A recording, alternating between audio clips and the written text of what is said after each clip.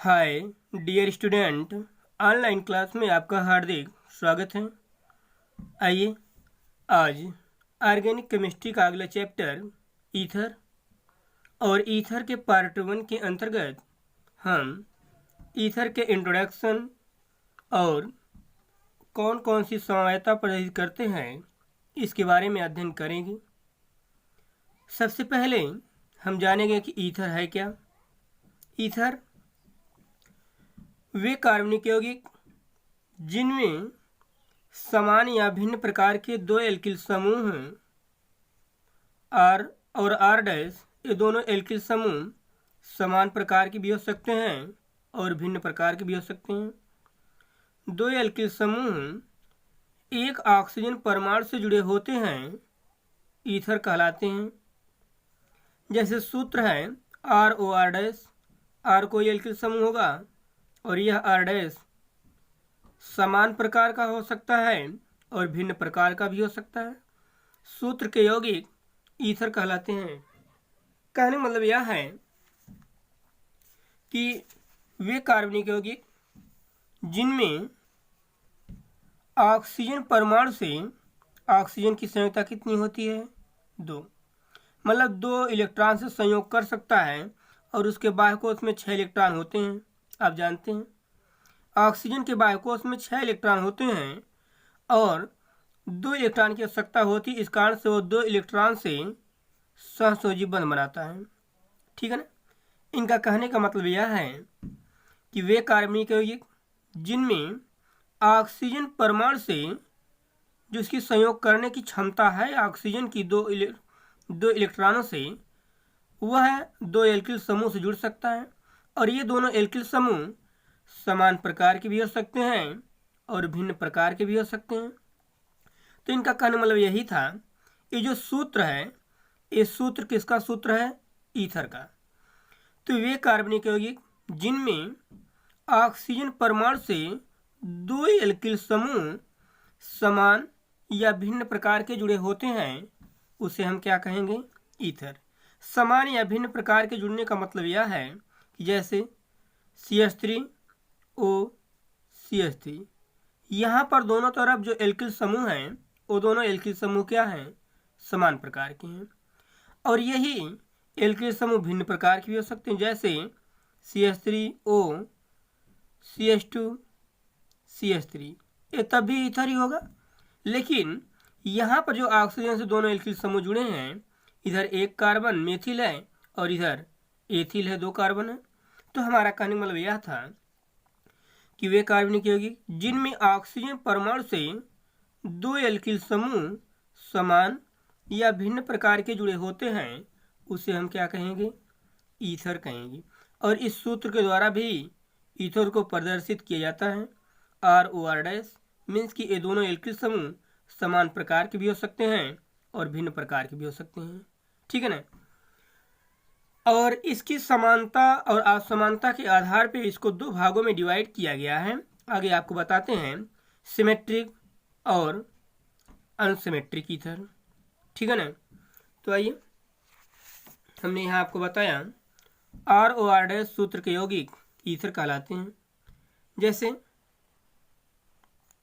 यहाँ पर dimethyl ether, 2 methyl है, इस कारण से डाईमेथिल ईथर, यह भी ईथर एक क्रियात्मक समूह का है। और यहाँ पर दोनों एल्किल समूह क्या है, भिन्न है। इधर मेथिल है और इधर एथिल है, तो भी ये क्या होगा, ईथर ही होगा। मेथिल एथिल ईथर, इसका नाम है common name methyl ethyl ether. IPSC नाम अभी हम आपको बताते हैं, आप 11th के क्लास में आईपीएससी नाम पढ़ भी चुके हैं। ठीक है ना। तो ये तो ईथर की परिभाषा थी कि वे कार्बनिक यौगिक जिनमें समान या भिन्न प्रकार के 2 एल्किल समूह आर और आर डैश एक ऑक्सीजन परमाणु से जुड़े होते हैं, ईथर कहलाते हैं। ठीक है। अब देखिए, ऑक्सीजन से जुड़े हुए दोनों एल्किल समूह की समानता और भिन्नता के आधार पे उनको 2 भागों में डिवाइड किया गया है।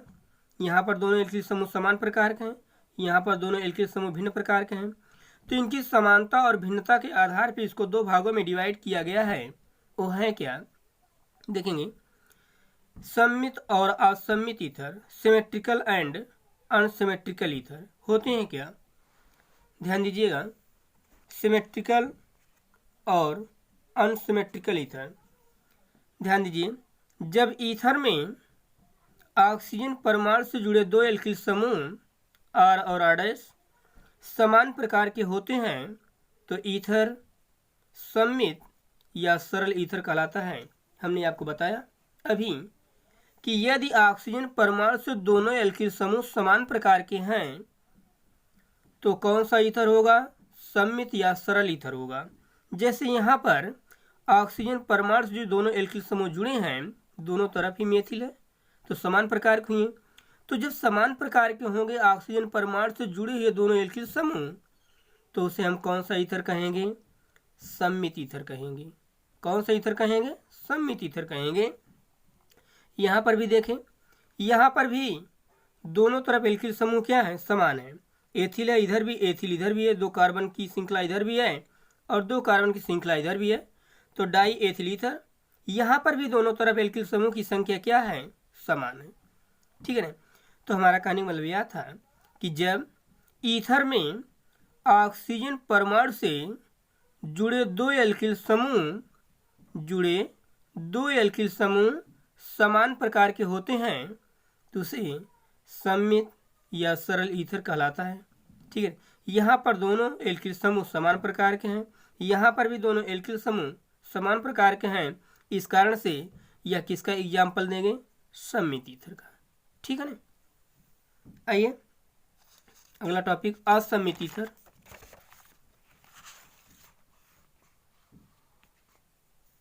देखेंगे,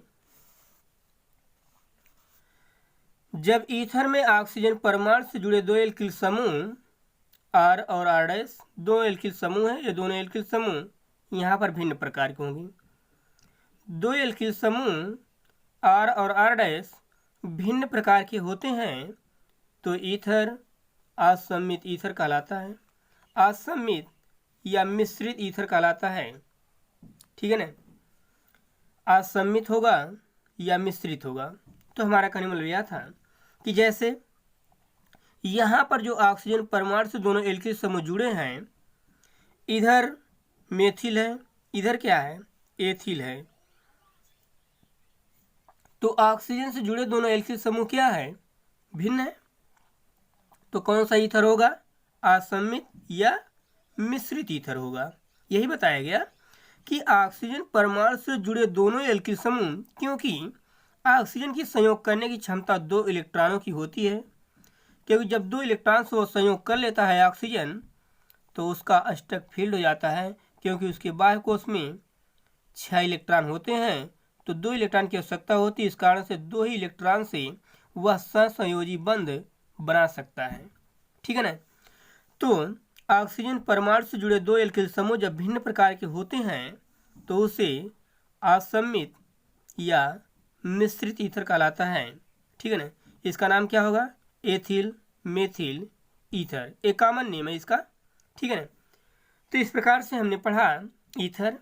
और ईथर 2 प्रकार के होते हैं, एक सम्मित और एक असम्मित।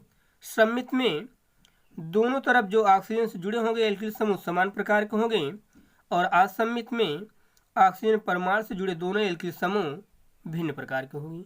ठीक है ना? आइए, नामनक्लेचर ऑफ ईथर। ईथर का नाम तंत्र आप 11th की क्लास में पढ़े हैं। ईथर का नामनक्लेचर, नाम तंत्र कैसे किया जाता है। देखिए, यहाँ पर ऑक्सीजन से 2 एल्किल समूह जुड़े होंगे, चाहे वो समान प्रकार के होंगे चाहे भिन्न प्रकार के होंगे, लेकिन इनके नाम कैसे लिखे जाते हैं। ईथर का जो यहाँ पर सफिक्स होता है वो ऑक्सी होता है, मेथॉक्सी होता है। आप ध्यान दीजिएगा, क्योंकि दोनों तरफ एल्किल समूह हैं। ईथर में जब नामनक्लेचर करना बताया गया था तो उसमें ऑक्सीजन परमाणु से जुड़े जो एल्किल समूह छोटा होगा उसके साथ हम ऑक्सी जोड़ेंगे और जो दूसरा एल्किल समूह होगा उसके साथ हम एन जोड़ेंगे, क्योंकि सभी सिंगल बंध है। तो यहाँ पर ऑक्सीजन परमाणु से जो दोनों एल्किल समूह जुड़े हैं वो दोनों समान प्रकार के हैं।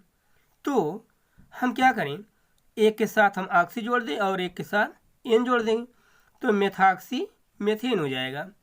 एक एल्किल समूह मेथॉक्सी ऑक्सी जोड़ देंगे और एक के साथ क्या जोड़ देंगे, एन जोड़ देंगे। अब यहाँ पर देखेंगे, हमने बताया कि ऑक्सीजन से जुड़े जो एल्किल समूह की श्रृंखला छोटी होगी उसके साथ हम ऑक्सी जोड़ देंगे और दूसरे के साथ एन जोड़ देंगे। तो इसमें ऑक्सीजन परमाणु से इधर मेथिल है और इधर क्या है, एथिल है। तो कौन सी श्रृंखला छोटी है, मेथिल की, तो इसके साथ हम क्या जोड़ देंगे, ऑक्सी। तो हो जाएगा क्या, मेथॉक्सी, और दूसरी श्रृंखला क्या बची, इथेन बचा। इस कारण से उसको क्या लिख देंगे, इथेन। ठीक है ना। यहाँ पर देखेंगे दोनों तरफ एल्किल समूह की संख्या समान है तो आप किसी के साथ भी जोड़ सकते हैं, तो एथॉक्सी इथेन हो जाएगा। यहाँ पर देखें, इधर एक एल्किल समूह, इधर 3 कार्बन की श्रृंखला है, तो हम किसके साथ ऑक्सी जोड़ेंगे, मेथिल के साथ। तो यहाँ पर जब ऑक्सी जुड़ेगा तो क्या हो जाएगा, मेथॉक्सी हो जाएगा, और इधर 3 कार्बन है तो प्रोपेन हो जाएगा। आप पीछे पढ़े हैं ईथर में कुछ है नहीं, सिर्फ आप ध्यान रखिएगा यदि समान है तो एक के साथ ऑक्सी और एक के साथ एन, दोनों तो समान ही होगा। लेकिन यदि भिन्न है तो जो श्रृंखला छोटी होगी उसके अंत में ऑक्सी जोड़ के और दूसरे के साथ एन जोड़ दीजिएगा। ठीक है ना। तो इस प्रकार से ईथर का नॉमेनक्लेचर था, जो आप पीछे 11th की क्लास में भी पढ़े हैं। पुनः आप नॉमेनक्लेचर दोहरा डालिएगा।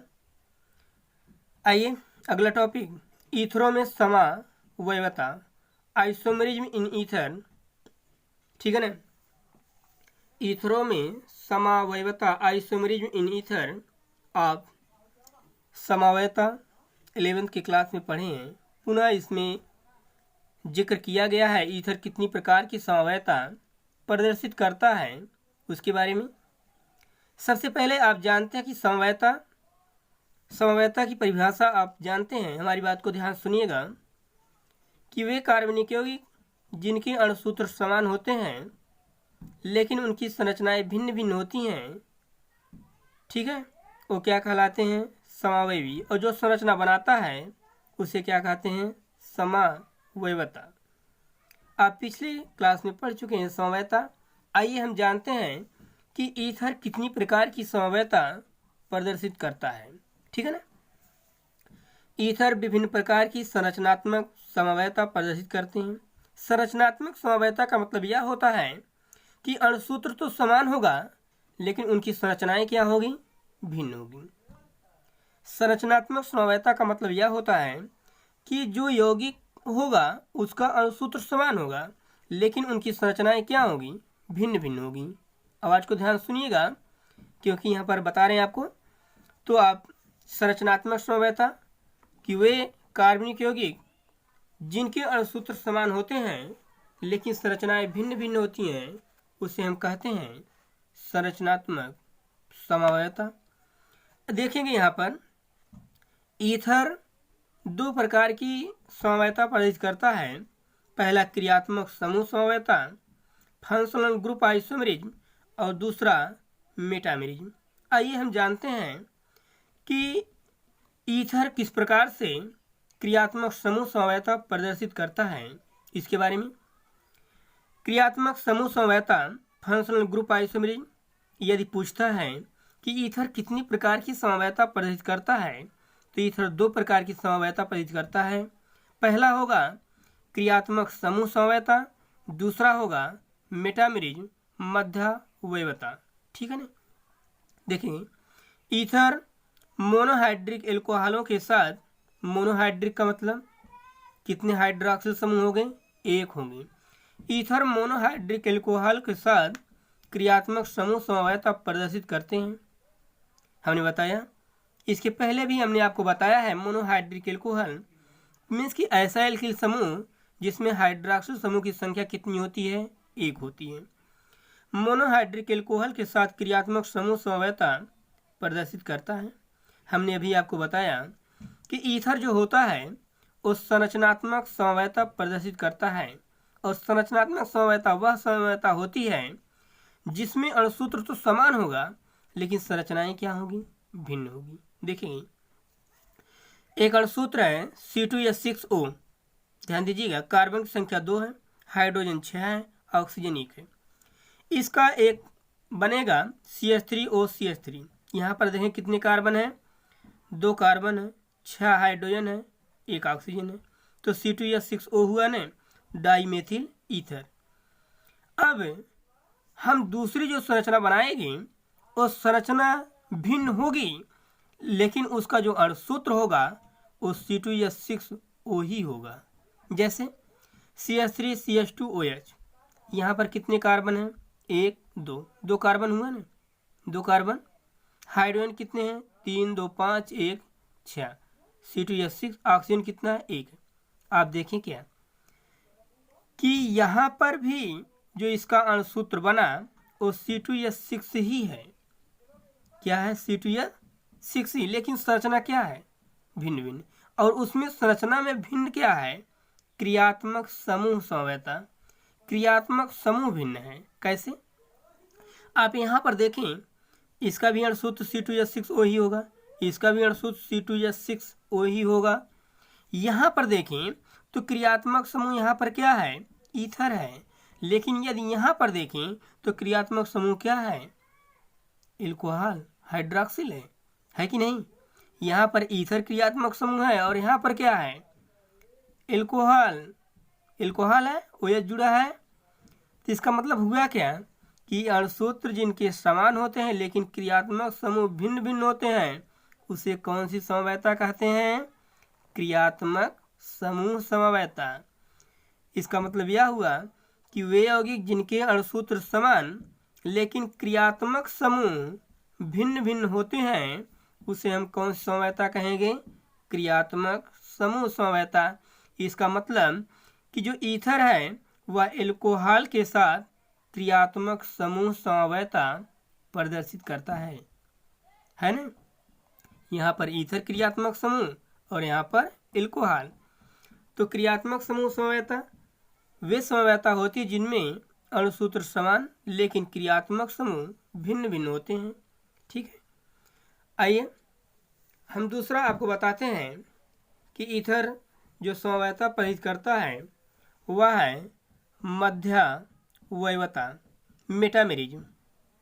मध्यावयवता, मेटामेरिज्म देखेंगे, ईथरों में मध्यावयवता ऑक्सीजन परमाणु से जुड़े 2 एल्किल समूहों की प्रकृति में भिन्नता के कारण उत्पन्न होती है। जो मध्यावयता होती है, आपने पढ़ा था कि मध्यावयता ऑक्सीजन हुआ, सल्फर हुआ, जिन यौगिकों की, जिन तत्वों की संयोग करने की क्षमता 2 इलेक्ट्रॉनों की होती है वह मध्यावयवता प्रदर्शित करते हैं। यहाँ पर ऑक्सीजन का एग्जाम्पल लिया गया है क्योंकि ईथर पढ़ रहे हैं। ईथर में मध्यावयवता ऑक्सीजन परमाणु से जुड़े 2 एल्किल समूह, क्योंकि ऑक्सीजन से कितने एल्किल समूह जुड़ सकते हैं, 2। ऑक्सीजन परमाणु से जुड़े 2 एल्किल समूह की प्रकृति में भिन्नता के कारण उत्पन्न होती है। कहने मतलब यह है कि ऑक्सीजन परमाणु से जो दोनों एल्किल समूह जुड़े होंगे उनकी प्रकृति भिन्न होगी, उनका जो नेचर होगा वो भिन्न होगा। प्रकृति में भिन्न होने का मतलब यह है कि दोनों तरफ जो कार्बन की श्रृंखला होगी उसमें भिन्नता होगी। तो ये जो अणुसूत्र हमने लिखा है C4H10O, ये कितनी प्रकार की मध्यावयता प्रदर्शित कर सकता है। कहने मतलब यह है, आवाज को ध्यान सुनिएगा, कि ऑक्सीजन से कितने प्रकार से एल्किल समूह जुड़ सकते हैं, लेकिन अणुसूत्र C4H10O ही होना चाहिए। मध्यावयता का मतलब ही यही होता है कि ऑक्सीजन परमाणु से जुड़े दोनों जितने भी एल्किल समूह बनेंगे उनकी प्रकृति में भिन्नता होगी, लेकिन अणुसूत्र क्या होगा, समान होगा। जैसे हमने एक एग्जाम्पल आपको बताया यहाँ पर कि ऑक्सीजन, हमने बार बार आपको बता रहे हैं कि ऑक्सीजन की संयोग करने की क्षमता सिर्फ 2 इलेक्ट्रॉनों की है, क्योंकि ऑक्सीजन के पास कितने इलेक्ट्रॉन होते हैं? 6 इलेक्ट्रॉन होता है ना। तो कितने की आवश्यकता है? कितने इलेक्ट्रॉन कर सकता है? 2 इलेक्ट्रॉन की। तो 2 ही संयोग करेगा ना, तो बैलेंस हो गया। ऑक्सीजन अब 6 था और 2 इलेक्ट्रॉन से संयोग कर लिया एल्किल समूह से, तो कितने हो गए? 8 हो गया। तो 2 ही इलेक्ट्रॉन संयोग कर सकता और 2 ही एल्किल समूह कितने प्रकार से जुड़ सकते हैं, ठीक है ना। उसके आधार पर मध्यावयता का जिक्र हम करेंगे। यहाँ पर आइए देखेंगे C4H10O। यहाँ पर जो अणुसूत्र है C4H10O है, इसको हम बनाएं पहला यौगिक डाईएथिल ईथर। यहाँ पर देखें ऑक्सीजन से दोनों एल्किल समूह समान प्रकार के हैं। एक इस प्रकार से जुड़ सकता है, एक यह यौगिक बनेगा। अब इसी अणुसूत्र का, क्योंकि यहाँ पर कितने कार्बन है? 2 2 4, हाइड्रोजन कितना? 5 5 10, ऑक्सीजन कितना है? 1। अब यही कह रहा है कि ऑक्सीजन से कितने प्रकृति में कितने रूप में जुड़ सकता है। एक तो यह रूप हो गया, दूसरा क्या होगा? इस प्रकार से जोड़ सकते हैं। ऑक्सीजन से एक तरफ एक ही मेथिल और दूसरी तरफ 3 प्रोपिल। तो यहाँ पर देखें कितने कार्बन है? 1 2 3 4 कार्बन। हाइड्रोजन कितने? 3 2 5 2 7 3 10। ऑक्सीजन कितना है? 1। आप देख रहे हैं ना कि यहाँ पर जो ऑक्सीजन से जुड़े थे एल्किल समूह, यहाँ पर दोनों तरफ एथिल था, लेकिन यहाँ पर क्या है? एक मेथिल है इधर, एक क्या है? प्रोपिल है। भिन्न हुआ ना। और एक तरह जोड़ सकते हैं इस तरह से, मेथॉक्सी प्रोपेन इसका नाम, या मेथिल एन प्रोपिल लिख सकते हैं। यहाँ पर ऑक्सीजन से एक तरफ मेथिल है और दूसरी तरफ इस प्रकार से जुड़ा है, और इसका नाम भिन्न होगा, इसकी प्रकृति भिन्न होगी। इसकी ए नॉर्मल में है और ए आइसो के रूप में है। आइसो का मतलब इस प्रकार से होता है, कार्बन से 2 एल्किल समूह जुड़े होते हैं। यहाँ पर एक कार्बन हुआ और इससे कितने जुड़े हैं? 2 जुड़े हैं। इस प्रकार से ये आइसो का रूप होता है, पीछे आप पढ़े हैं। यहाँ पर जो इसका नाम होगा मेथॉक्सी प्रोपेन होगा। लेकिन यहाँ पर जब इसका नाम करेंगे तो 1 2 3 1 2 3, तो दूसरे नंबर पर ऑक्सी है, तो 2 मेथॉक्सी और कितने हैं कार्बन? 3 प्रोपेन। हमने आपको बताया कि यहाँ पर आप देख रहे हैं कि ऑक्सीजन से ही दोनों एल्किल समूह जुड़े हैं, यहाँ पर भी, यहाँ पर भी और यहाँ पर भी। लेकिन तीनों संरचनाओं में एल्किल समूह की प्रकृति भिन्न भिन्न है और सभी के नाम अलग अलग आ रहे हैं। और इसी समवायता को क्या कहते हैं? मध्यावयता कहते हैं। कि ऑक्सीजन परमाणु से जुड़े जितनी भी संरचनाएं बनेगी, उन सभी संरचनाओं की एल्किल समूह की प्रकृति भिन्न होगी, लेकिन अणुसूत्र समान होगा। यहाँ पर भी 4 कार्बन, 10 हाइड्रोजन और 1 ऑक्सीजन है। हमारी बात समझ गए होंगे। तो इस प्रकार से एक क्लास समाप्त होता है। नेक्स्ट क्लास अगले दिन। Thank you very much.